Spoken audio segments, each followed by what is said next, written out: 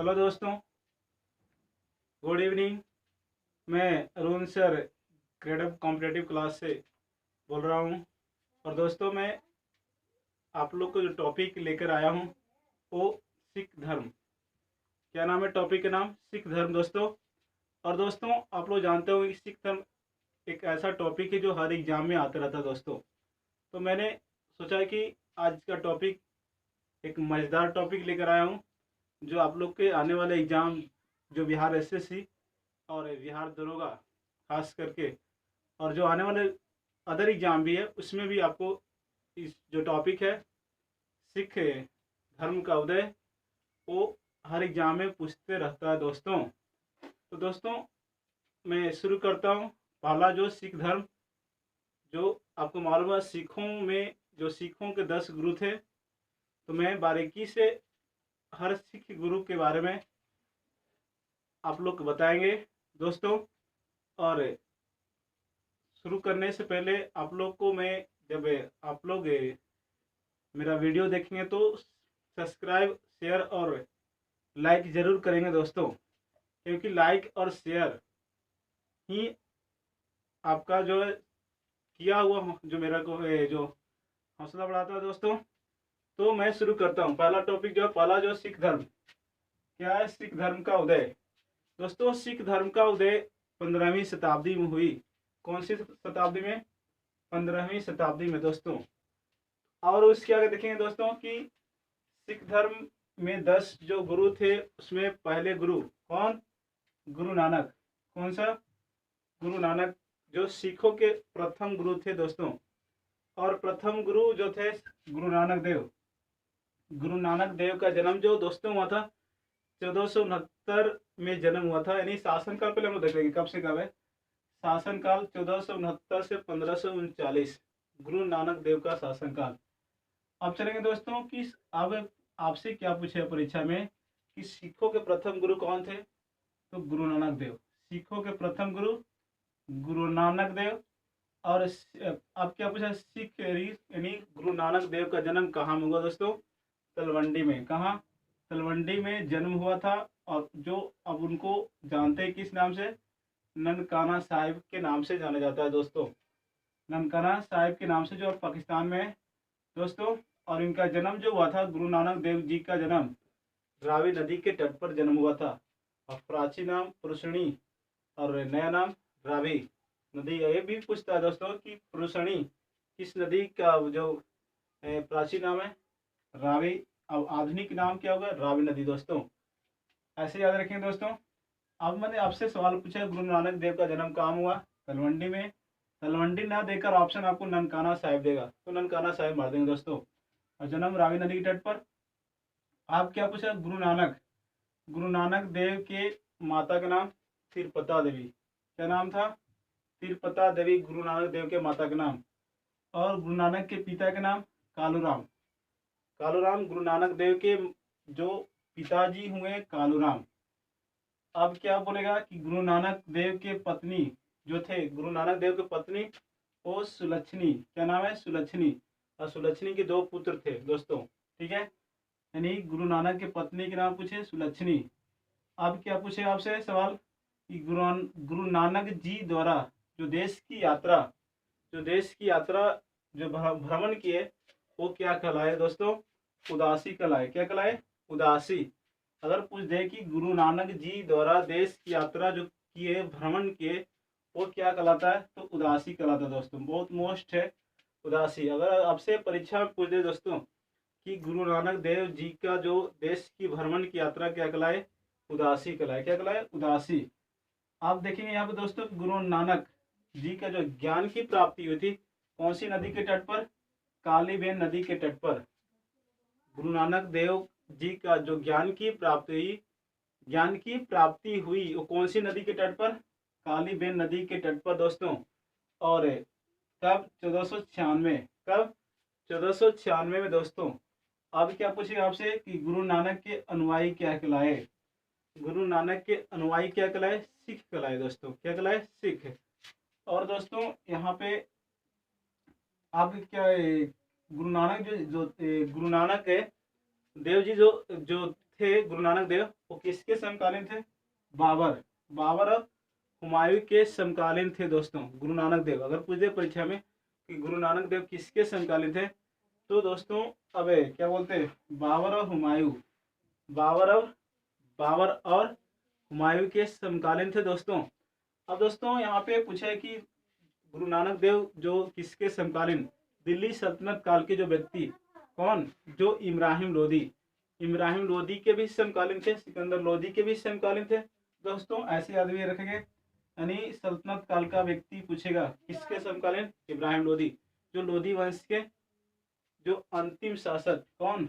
इब्राहिम लोदी किस वंश से समझता? लोदी वंश से। ठीक है दोस्तों, तो इस तरह ऐसे याद रखेंगे दोस्तों। आगे क्या पूछेगा कि गुरु नानक ने गुरु लंगर निःशुल्क स्थापित किए थे दोस्तों। क्या किए थे? गुरु नानक ने गुरु का लंगर निःशुल्क स्थापित किया था, यानी भोजनालय। पूछेगा किस सिख गुरु ने गुरु का लंगर निःशुल्क स्थापित किया था? तो गुरु नानक देव दोस्तों। इस तरह से याद रखेंगे। आगे गुरु नानक क्या किए? गुरु नानक ने संगत और पंगत संगत और लंगर स्थापित किए। क्या किया स्थापित? संगत यानी धर्मशाला बोलते हैं दोस्तों, और लंगर क्या बोलते हैं? पंगत स्थापित किया। हम लोग जो पंगत में बैठते हैं, जो हम लोग अब साधारण जो शादी ब्याह होता है उसमें हम लोग बैठते हैं ना, क्या बोलते हैं? पंगत में, उसी को लंगर बोलते हैं। और संगत धर्मशाला, जहाँ पे खाने पीने की व्यवस्था है दोस्तों, वहाँ तो धर्मशाला होना जरूरी है ना।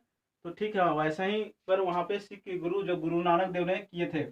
गुरु नानक ने, अगर पूछ दे किस सिख गुरु ने, अगर परीक्षा में पूछ दे आपसे किस सिख गुरु ने जो है संगत और लंगर जो स्थापित किए थे, तो गुरु नानक देव दोस्तों। ठीक है, और आप चलेंगे यहाँ पे कि मृत्यु, गुरु नानक जी की जो मृत्यु हुआ था, मृत्यु जो हुई थी गुरु नानक देव 1539 में मृत्यु हो गई थी। कहाँ? करतारपुर। कहाँ में? करतारपुर में मृत्यु हो गई। जो डेरा बाबा, क्या बोलते हैं? डेरा बाबा बोलते हैं दोस्तों। ठीक है, और जो गुरु नानक देव, जो गुरु नानक देव जो थे, उनके उपदेश जो किसमें संकलित थे? वो आदि ग्रंथ में। किसमें?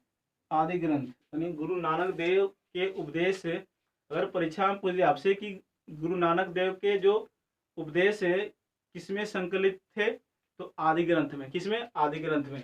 तो आदि, आप पूछे कि आदि ग्रंथ की रचना कौन किया दोस्तों? आप पूछ देगा परीक्षा में कि आदि ग्रंथ की रचना कौन किया? गुरु अर्जुन देव, जो सिखों के 5वें गुरु थे दोस्तों। ठीक है, उपदेश क्या कहलाए? आदि ग्रंथ। आदि ग्रंथ की रचना कौन किया? गुरु अर्जुन देव, जो सिखों के गुरु, 5वें गुरु। ठीक है दोस्तों, आप चलेंगे आगे। क्या बोला कि जो बाबर के विषय में गुरु नानक ने क्या किए? गुरु नानक ने क्या किया कि बाबर के विषय में एक पुस्तक, जो बाबर वाणी की रचना किए। बाबर वाणी की रचना, जो बाबर के विषय में पुस्तक की रचना किसने किया? तो गुरु नानक। किसने? गुरु नानक दोस्तों। ठीक है, आप क्या पूछा? गुरु नानक किससे प्रभावित थे? एक सूफी संत एक बाबा फरीद। कौन? सूफी संत बाबा फरीद से प्रभावित थे दोस्तों गुरु नानक। ठीक है, और चैतन्य महाप्रभु भी इनसे प्रभावित थे, इनके समकालीन थे दोस्तों गुरु नानक। ठीक है, और देखेंगे इसमें कि ये गुरु नानक, अगर पूछ दे कि गुरु नानक किस सूफी संत से प्रभावित थे, तो बाबा फरीद। और इधर भी पूछ दे कि चैतन्य प्रभु महाप्रभु, तो इनके भी ये प्रभावित थे गुरु नानक। तो इस तरह गुरु नानक जी का जो था आपका मतलब पहले सिख गुरु कहलाए। फिर से हम लोग थोड़ा सा एक रिपीट कर लेते हैं फिर से। गुरु नानक देव का जन्म तलवंडी में, गुरु नानक देव जी का जन्म तलवंडी में हुआ, और क्या बोलते हैं, रावी नदी के तट पर दोस्तों। और उसके आगे क्या बोला मैंने? गुरु नानक देव का पिता का नाम त्रिपुता देवी, गुरु नानक के पिता का नाम कालूराम, और गुरु नानक के पत्नी का नाम सुलक्षणी। इनके 2 पुत्र थे दोस्तों। गुरु नानक जी द्वारा देश की गई यात्रा क्या कहलाया? उदासी कहलाया। और दोस्तों इनको गुरु नानक की जो ज्ञान की प्राप्ति जो हुई थी दोस्तों कालीबेन नदी पर, और कब हुआ था? 1496 दोस्तों। और गुरु नानक के अनुयायी क्या कहलाए? सिख कहलाए दोस्तों। ठीक है, और गुरु नानक किसके समकालीन थे? बाबर, हुमायूं और दिल्ली सल्तनत काल के व्यक्ति जो सिकंदर क्या बोलते हैं, इब्राहिम लोदी और सिकंदर लोदी भी उसके समकालीन थे। और गुरु नानक ने गुरु का लंगर निःशुल्क स्थापित किया था, जो भोजनालय दोस्तों, ठीक है। और गुरु नानक के जो संगत और लंगर स्थापित भी किए थे। पूछे किस गुरु ने संगत और लंगर यानी पंगत जो स्थापित किया था? तो गुरु नानक देव। बहुत मोस्ट है दोस्तों, याद रखेंगे। और गुरु नानक के जो उपदेश क्या कहलाए, जो गुरु नानक देव जो उपदेश दिए वो किसमें संकलित था? तो आदि ग्रंथ में दोस्तों, ठीक है। आदि ग्रंथ की रचना किसने किया? गुरु अर्जुन देव दोस्तों। और मृत्यु इनको कब हो गई थी? 1539 करतारपुर में, डेरा बाबा जो बोलते हैं दोस्तों। बाबर के विषय में जो पुस्तक इन्होंने लिखे गुरु नानक, वो क्या पुस्तक? बाबर वाणी, ठीक है। और गुरु नानक किस सूफी संत से प्रभावित थे दोस्तों? तो बाबा फरीद से प्रभावित थे। और एक जो कौन थे? चैतन्य महाप्रभु से भी प्रभावित थे। अब चलिए हम लोग दोस्तों सिखों के दूसरे गुरु, सिखों के दूसरे गुरु गुरु अंगद। सिखों के दूसरे गुरु यानी इनके उत्तराधिकारी, गुरु नानक जी का उत्तराधिकारी यानी शिष्य कलाए कौन? गुरु अंगद देव। शिष्य कलाए गुरु नानक देव जी का या उत्तराधिकारी बोल सकते हैं, कोई दिक्कत नहीं। और अब यहाँ पे क्या पूछा? गुरु अंगद देव का प्रारंभिक नाम क्या था? बहुत मोस्ट है, बहुत पूछता है दोस्तों। गुरु नानक देव का प्रारंभिक नाम लहना। क्या नाम था? लहना दोस्तों। आप देखेंगे यहाँ पे कि अगर उल्टा किस गुरु का नाम है प्रारंभिक नाम लहना था? तो गुरु अंगद देव, ठीक है दोस्तों। अगर पूछ दे किस गुरु का नाम प्रारंभिक नाम लाना था दोस्तों, वो गुरु अंगद देव जो सिखों के दूसरे गुरु थे दोस्तों, ठीक है। अब क्या पूछ दे कि गुरु अंगद गुरु के प्रतिनिधि थे। अगर पूछ दे परीक्षा में किस गुरु ने गुरु के प्रतिनिधि थे, तो गुरु अंगद जो सिखों के दूसरे गुरु थे दोस्तों, ठीक है। और गुरु अंगद ने क्या किया? खादुर में गद्दी बनाई दोस्तों। क्या? खादुर में एक गद्दी बनाई थी दोस्तों, ठीक है। गुरु अंगद ने खादुर में क्या बनाई? एक गद्दी बनाई थी दोस्तों। अगर पूछे किस सिख गुरु ने, आपसे परीक्षा में पूछ दे कि किस सिख गुरु ने खादुर में गद्दी बनाई थी दोस्तों, तो गुरु अंगद, ठीक है। क्लियर है। और आगे चलेंगे दोस्तों। आप क्या पूछे? गुरु अंगद देव। गुरु अंगद देव ने लंगर व्यवस्था को अस्थायी बना दिया दोस्तों। गुरु अंगद देव ने लंगर व्यवस्था को अस्थायी बना दिया। तो परीक्षा में पूछ दे किस सिख गुरु ने जो लंगर व्यवस्था को अस्थायी बना दिया, तो गुरु अंगद देव, ठीक है। और ये जो लंगर व्यवस्था जो अस्थायी बना दिया, जो किसके द्वारा शुरू की गई थी? तो गुरु नानक देव के द्वारा शुरू की गई थी। और लंगर व्यवस्था को अस्थायी किसने बना दिया? गुरु अंगद। अस्थायी बना दिया लंगर व्यवस्था को अस्थायी बना दिया गुरु अंगद देव। और दोस्तों अगर पूछे किस गुरु ने गुरु लंगर को शुरू किया था, तो गुरु नानक देव। कंफ्यूजन न हो जाए परीक्षा में, आपसे दोनों याद रखेंगे दोस्तों। और और क्या पूछेगा? किस सिख गुरु ने गुरुमुखी लिपि शुरू किया था? ये सवाल है। तो गुरु अंगद देव ने। किस सिख गुरु ने पूछ दे किस सिख गुरु ने गुरुमुखी लिपि शुरू किया था? तो गुरु अंगद देव। गुरु अंगद देव ने शुरू किया था गुरुमुखी लिपि। तो इस तरह ऐसे याद रखेंगे गुरु अंगद देव दोस्तों, ठीक है। अब तीसरे गुरु चलेंगे हम लोग दोस्तों, तीसरे गुरु के बारे में। हाँ चलेंगे नेक्स्ट। आप बता रहे थे आपको कि सिखों के तीसरे गुरु दोस्तों, सिखों के तीसरे गुरु हम लोग चलेंगे। क्या बोल रहा है वहाँ पे कि सिखों के तीसरे गुरु कौन थे?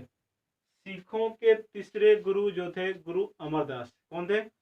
गुरु अमरदास। और दोस्तों गुरु अमरदास का जो शासनकाल, गुरु अमरदास का जो शासनकाल जो था 1572 से दोस्तों 1574। गुरु अमरदास का शासनकाल 1572 से कितना? 1574 दोस्तों। गुरु अमरदास भी किसके समकालीन थे? अकबर के ही समकालीन थे दोस्तों। गुरु अमरदास किसके समकालीन थे? अकबर के समकालीन। अगर पूछ दे कि गुरु अमरदास किस मुगल शासक के समकालीन थे, तो अकबर के समकालीन थे दोस्तों, ठीक है। और दोस्तों गुरु अमरदास जो थे, गुरु अमरदास जो थे ये क्या थे? वैष्णव धर्मानुरागी थे। ये वैष्णव धर्मानुरागी थे दोस्तों। कौन? गुरु अमरदास, ठीक है दोस्तों। अब चलेंगे नेक्स्ट की गुरु अमरदास। गुरु अमरदास ने जो गद्दी जो बनाया था, स्थापित किया था, गुरु अमरदास, वो कहाँ में जाकर गोविंदवाल में स्थापित किया था। कहाँ में? गोविंदवाल में स्थापित किया था गुरु अमरदास। जो गद्दी स्थापित किया था कहाँ में? गोविंदवाल में दोस्तों, ठीक है। और आगे चलेंगे कि गुरु अमरदास ने क्या किया कि 22 गद्दियों की स्थापना की। 22 गद्दियों की स्थापना गुरु अमरदास ने की, जिस पर प्रत्येक पर एक महंत की नियुक्ति किया था। 22 गद्दियों की स्थापना की और प्रत्येक पर क्या किया? प्रत्येक पर एक महंत की नियुक्ति की थी। कौन? गुरु अमरदास। तो आपसे पूछे किस सिख गुरु ने 22 गद्दियों की स्थापना की? तो गुरु अमरदास, जो सिखों के तीसरे गुरु थे, जो अकबर के समकालीन थे दोस्तों, ठीक है। अब देखेंगे कि अकबर ने अमरदास की बेटी, जो अकबर ने अमरदास की बेटी बीबी भानी, यानी अमरदास की पुत्री कौन? बेटी कौन? भाई बीबी भानी। बीबी भानी को अकबर ने क्या किया? कुछ भूमि दान दी। कुछ भूमि दान दी। कौन? अकबर दोस्तों। अगर पूछ दे कि किस मुगल शासक ने जो गुरु अमरदास की जो पुत्री थी, जो बेटी थी बीबी भानी को कुछ भूमि दान में दिया था, वो अकबर। इस तरह से याद रखेंगे दोस्तों, ठीक है। अब सिखों के लिए एक नई विवाह पद्धति शुरू किया। कौन? गुरु अमरदास। सिखों के लिए एक नई विवाह पद्धति शुरू किया। वो क्या कहलाया? वो लवन। क्या शुरू किया? लवन। अगर पूछ दे परीक्षा में कि किस सिख गुरु ने सिखों के नई विवाह पद्धति के लवन शुरू किया, जो किया था, वो गुरु अमरदास ने दोस्तों, ठीक है। अब गुरु अमरदास ने क्या किया कि सिखों का खूब प्रचार प्रसार किए थे दोस्तों। गुरु अमरदास ने सिखों का खूब प्रचार प्रसार किए थे दोस्तों, ठीक है। तो इस तरह ऐसे याद रखेंगे। अब चलेंगे हम लोग नेक्स्ट चौथे। कौन सा? सिखों के चौथे गुरु, गुरु रामदास। सिखों के चौथे गुरु, गुरु रामदास, जो दोस्तों ये क्या बोलते हैं, चौथे गुरु थे। चौथे गुरु, और गुरु रामदास के अनुयायी क्या कहलाए? रामदासी। गुरु रामदास के अनुयायी क्या कहलाए दोस्तों? रामदासी कहलाए दोस्तों, रामदासी, ठीक है। अब गुरु रामदास भी अकबर के समकालीन थे दोस्तों। गुरु रामदास भी अकबर के समकालीन थे दोस्तों, ठीक है। और ये अकबर के समकालीन थे और अमरदास के दामाद थे। गुरु रामदास किसके दामाद थे? गुरु रामदास किसके दामाद थे? अमरदास के दामाद थे दोस्तों, ठीक है। अमरदास के दामाद थे। और गुरु रामदास की जो पत्नी कौन? बीबी भानी। गुरु रामदास की पत्नी के नाम पूछ दे कि बीबी भानी। बीबी भानी किसकी पुत्री थी? तो गुरु अमरदास की पुत्री थी दोस्तों। और अब चलेंगे, इसमें क्या बोल रहा है कि ये भी अकबर के समकालीन थे और अमरदास के भी दामाद थे। अमरदास के दामाद कौन? गुरु रामदास, जो सिखों के चौथे गुरु थे। और फिर अकबर क्या किए कि अकबर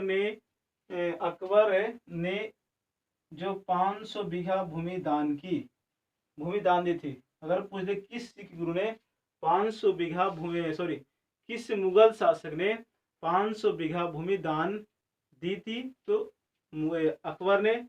और क्या बोलते हैं, किसको दी थी?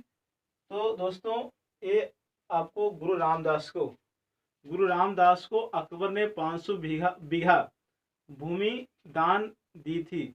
और कुछ गांव दान में दिए थे अकबर ने। किसको? बीबी भानी को। लेकिन भूमि किसको दिए? गुरु रामदास को। तो गुरु रामदास ने क्या किए कि गुरु रामदास ने एक अमृतसर जलाशय में एक जो नगर बसाया, जो अमृतसर नगर। कौन सी नगर?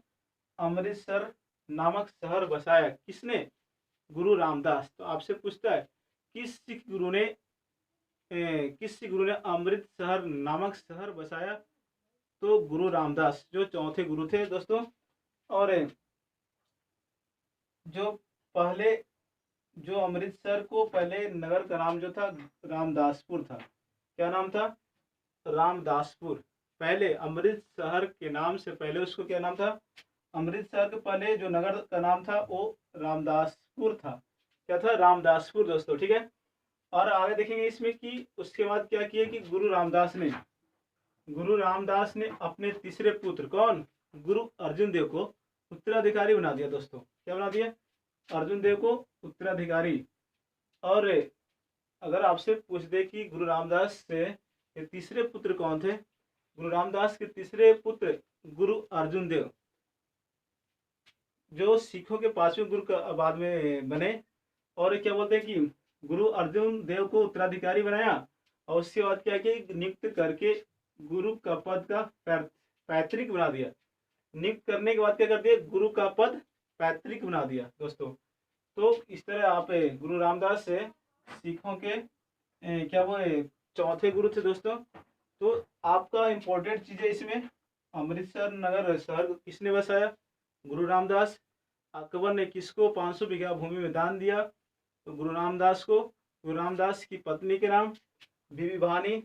अगर पूछ दे कि गुरु जो था गुरु रामदास गुरु रामदास के ससुर गुरु अमरदास। अगर पूछ दे गुरु अमरदास के दामाद का नाम गुरु रामदास। गुरु रामदास किसके समकालीन थे? तो अकबर के समकालीन थे दोस्तों, ठीक है। इस तरह ऐसे याद रखेंगे। जो गुरु रामदास का शासनकाल 1574 से 1581, और गुरु रामदास के जो अनुयायी क्या कहलाए? रामदासी कहलाए दोस्तों, ठीक है। तो हम लोग चलेंगे अब सिखों के पांचवें गुरु। सिखों के पांचवें गुरु चलेंगे। नेक्स्ट है सिखों के पांचवें गुरु चलेंगे दोस्तों।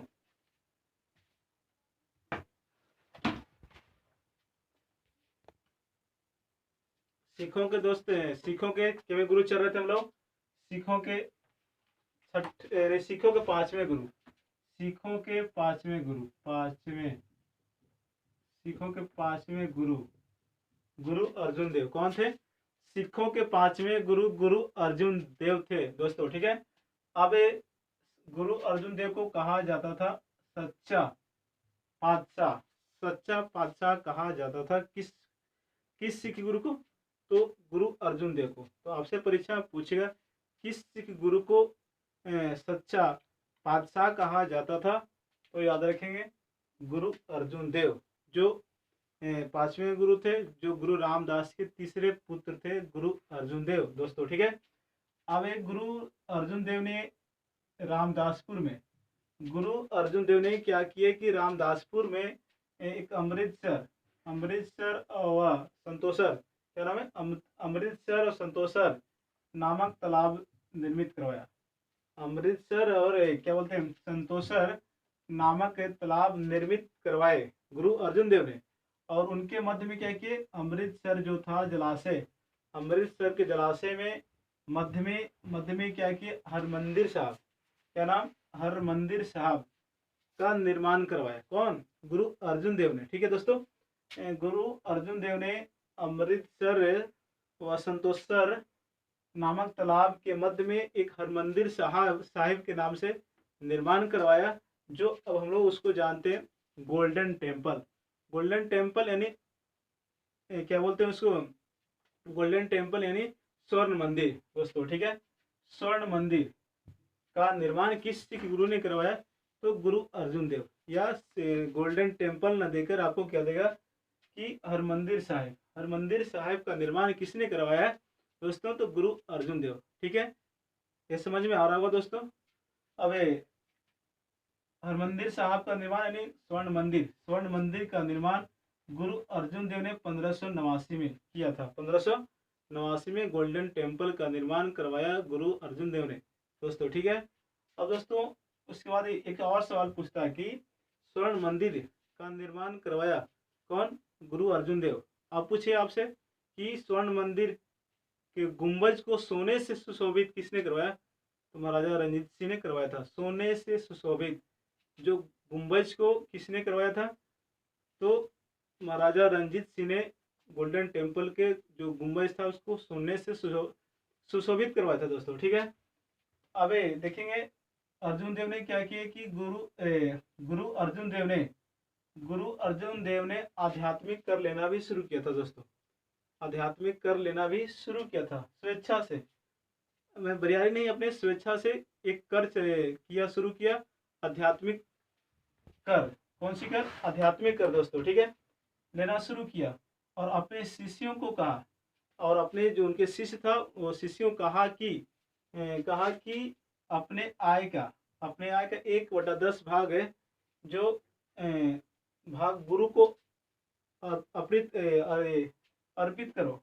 क्या बोला? कि जो अपने शिष्यों को बोला कि स्वेच्छा अनुसार अपने आय का कितना भाग? 1/10 भाग मैंने गुरु, मतलब जो होता है गुरु को अर्पित करो, ये बोला गुरु अर्जुन देव ने दोस्तों, ठीक है। अब अर्जुन देव ने क्या किया कि अर्जुन देव ने तरन तारन और करतारपुर नामक नगर की भी स्थापना किया था दोस्तों। अगर आपसे पूछ ले कि तरन तारन और करतारपुर नगर नामक शहर किसने बसाया, तो गुरु अर्जुन देव, ठीक है, क्लियर है। और निर्माण अब क्या है कि गुरु अर्जुन देव ने क्या किए कि निर्माण कार्य के निमित्त धन एकत्र करने वाले अनुयायी को कहा जाता था रामदासी। क्या कहा जाता था? रामदासी, मसंद, महुरा। रामदासी भी कहलाया, मसंद भी कहलाया, मेहुरा भी कहलाया। कौन? जो आपको निर्माण कार्य के निमित्त धन एकत्र करने वाले अनुयायियों को क्या कहलाए? रामदासी कहलाए, और मसंद कहलाए, महुरा कहलाए दोस्तों, ठीक है। अगर आपसे परीक्षा में पूछते हैं कि गुरु अर्जुन देव द्वारा जो निर्माण कार्य के निमित्त धन एकत्र करने वाले अनुयायी क्या कहलाए, तो रामदासी कहलाए, और क्या कहलाए? मसंद कहलाए, महुरा कहलाए दोस्तों, ठीक है। इस तरह ऐसे याद रखेंगे दोस्तों। अब यहाँ पे देखेंगे कि 1595 में गुरु अर्जुन देव ने क्या किए कि गोविंदपुर नामक शहर बसाया, जो कौन सी नदी पर है? ब्यास नदी पर दोस्तों। अगर गोविंदपुर नामक शहर बसाया गुरु अर्जुन देव ने, तो पूछेगा कि कौन सी नदी पर है, तो ब्यास नदी पर है। जो प्राचीन नाम ब्यास नदी का प्राचीन नाम भी पूछता है दोस्तों, याद रखेंगे। ब्यास नदी का प्राचीन नाम विपाशा। क्या नाम है? विपाशा दोस्तों, याद रखेंगे। विपाशा किसका प्राचीन नाम है? ब्यास नदी का दोस्तों। और दोस्तों यहाँ पे देखेंगे अर्जुन देव ने उसके बाद क्या किए? अर्जुन देव ने एक आदि ग्रंथ की रचना भी किया था। अर्जुन देव ने आदि ग्रंथ की रचना की, बहुत इंपॉर्टेंट है, बहुत पूछता है परीक्षा में, इसको याद रखेंगे। किस गुरु ने आदि ग्रंथ की रचना की? तो गुरु अर्जुन देव। किसने? गुरु अर्जुन देव। कब किया? 1604 में। आदि ग्रंथ की रचना गुरु अर्जुन देव ने कब किया? तो 1604 ईस्वी में दोस्तों, ठीक है। इस तरह ऐसे याद रखेंगे। उसके बाद क्या हुआ कि खुसरो के राजद्रोह की समर्थन देने के कारण, जो खुसरो जो आपको जहांगीर का सबसे बड़ा पुत्र जो था खुसरो, वो क्या था? राजद्रोही था। राजद्रोही जो अपने पिता यानी जहांगीर के सबसे जो बड़े पुत्र जो था खुसरो, 1606 में अपने पिता के साथ क्या किया? अपने पिता के साथ युद्ध कर दिया दोस्तों, ठीक है। तो अपने पिता के साथ इन्होंने जहांगीर के साथ खुसरो ने दोनों अपने पिता और पुत्र दोनों एक युद्ध लड़ा, और कि जो है कि युद्ध जालंधर के निकट, एक जालंधर जो पंजाब में जालंधर के निकट भैरावल में नामक मैदान में हुआ, दोनों के बीच में। किसके? जहांगीर अपने बड़े पुत्र खुसरो, दोनों के बीच में एक युद्ध हुआ, और वहां पे खुसरो को पकड़कर कैद में डाल दिया। किसने? जहांगीर ने खुसरो को पकड़ लिया, और पकड़ने के बाद उसको कैद में डाल दिया। और वहां से फिर खुसरो ने क्या किया कि वहां से भाग गया। भागने के बाद फिर अपने जो कुछ आर्थिक सहायता लेने के लिए गुरु अर्जुन देव के पास आया दोस्तों। कौन? ये आपका खुसरो। तो खुसरो ने उसको कुछ आर्थिक मदद देने के कारण जहांगीर ने क्या किया कि गुरु अर्जुन देव को फांसी दे दिया, यानी मृत्यु दंड दे दिया दोस्तों। तो इस तरह याद रखें, खुसरो एक राजद्रोही था। खुसरो को राजद्रोह को समर्थन देने के कारण जहांगीर ने क्या किया कि 1606 में मृत्यु दंड दे दिया दोस्तों, ठीक है। अगर पूछ दे कि किस सिख पूछते हैं आपसे परीक्षा में कि गुरु अर्जुन देव को मृत्यु दंड किसने दिया था? तो जहांगीर। क्यों? क्योंकि वो खुसरो की सहायता कर रहा था दोस्तों, इसके कारण। ठीक है, अब यहाँ पे देखेंगे कि क्या पूछता है। अब एक कि आदि ग्रंथ है, आदि ग्रंथ में देखेंगे दोस्तों, आदि ग्रंथ में भी यानी जो आदि ग्रंथ में सिखों का भी जो उपदेश संकलित है, और उसके साथ साथ सूफी संत जो कबीर, नामदेव एवं रैदास की रचनाओं को भी सम्मिलित किया गया है दोस्तों इसमें, आदि ग्रंथ में। अगर सूफी संत के बारे में पूछे, जो कबीर हो गए, नामदेव हो गए एवं रैदास की जो रचनाओं को जो संकलित है इसमें, आदि ग्रंथ में दोस्तों। और आपको मालूम हुआ कि अर्जुन देव ने 5 सिख और 18 हिंदू संतों को भी सम्मिलित किया था उपदेशों को, किसमें? आदि ग्रंथ में दोस्तों। ठीक है, तो आदि ग्रंथ में, आदि ग्रंथ की रचना किसने किया? गुरु अर्जुन देव, जो सिखों के 5वें गुरु था। तो ये जो चैप्टर है, जो 5वें सिखों के 5वें गुरु जो दोस्त है, इससे बहुत पूछता है सवाल, जो आपको इम्पोर्टेंट है। ये 5वें सिखों के 5वें गुरु, मैं एक बार से रिपीट कर देता हूँ। आपसे पूछेगा किस सिख गुरु को सच्चा बादशाह कहा जाता है? गुरु अर्जुन देव को। और गुरु अर्जुन सिखों के गुरु, 5वें गुरु के गुरु रामदास के तीसरे पुत्र थे गुरु अर्जुन देव दोस्तों। और उसके बाद एक और क्या पूछता है कि आपको हरमंदिर साहब का निर्माण किसने कराया? तो गुरु अर्जुन देव। या गोल्डन टेम्पल का निर्माण किसने करवाया? गुरु अर्जुन देव। या स्वर्ण मंदिर का निर्माण किसने कराया? तो गुरु अर्जुन देव दोस्तों। ठीक है, कब करवाया? 1589 में। स्वर्ण मंदिर का निर्माण 1589 में करवाया कौन? गुरु अर्जुन देव। आपसे आप क्या पूछता है दोस्तों, एक आपको इम्पोर्टेंट है, क्या पूछता है ये भी याद रखेंगे कि तरन तारण और करतारपुर नामक नगर की स्थापना किसने किया दोस्तों? तो गुरु अर्जुन देव। और उसके बाद क्या पूछता है आपको दोस्तों, ये आपका एक भी गोविंदपुर नामक शहर बसाए किसने? गुरु अर्जुन देव।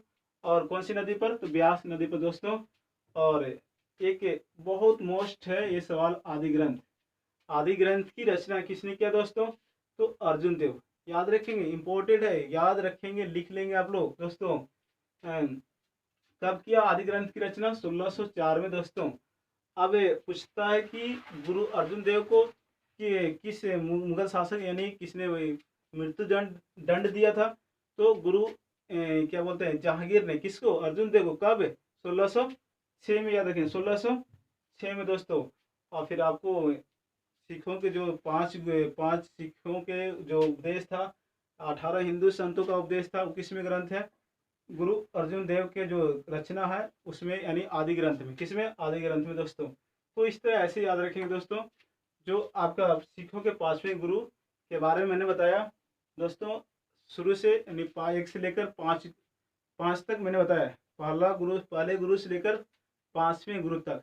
तो दोस्तों मैंने जितना बताया आपको समझ में आ गया होगा, वो पूरी विश्वास है कि आपको समझ में आ गया होगा दोस्तों। तो इस तरह ऐसे आप लोग एक बार नहीं समझ में आए, 2 बार वीडियो देख लेंगे, 3 बार वीडियो देख लेंगे, रिपीट कर लेंगे तो आपको याद हो जाएगा दोस्तों। और मैंने जो बताया, और इसका आप लोग, मैं आग्रह करता हूँ कि दोस्तों आप लोग क्या करेंगे कि ऑब्जेक्टिव जो होता है ना, ऑब्जेक्टिव इसको देख लेंगे तो ज़्यादा समझ में आ जाएगा। ऑब्जेक्टिव सब्जेक्टिव पढ़ने के बाद ऑब्जेक्टिव मारेंगे तो आप लोग कन्फर्म हो जाएंगे दोस्तों। तो इस तरह ऐसे पढ़ लेंगे तो बहुत फ़ायदा करेगा दोस्तों। तो मैं अगले वीडियो लेकर आऊँगा दोस्तों, जो आपको 5 सिख गुरु जो बताएंगे वो अगले वीडियो बताएंगे दोस्तों। पूरी उम्मीद है कि आपको पूरे समझ में आ गया होगा दोस्तों। मैं नेक्स्ट वीडियो में मिलूँगा। और इसी के साथ मैं सबसे पहले सभी को बोलूँगा कि जो जितने हमारे सब्सक्राइबर हैं, और लाइक और शेयर और अपने ग्रुप में शेयर कर देंगे दोस्तों, क्योंकि शेयर जितने करेंगे उतने फ़ायदा होगा दोस्तों। तो ठीक है, जय हिंद, जय भारत, जय ग्रेड क्लासेज, कलम क्रांति जिंदाबाद दोस्तों।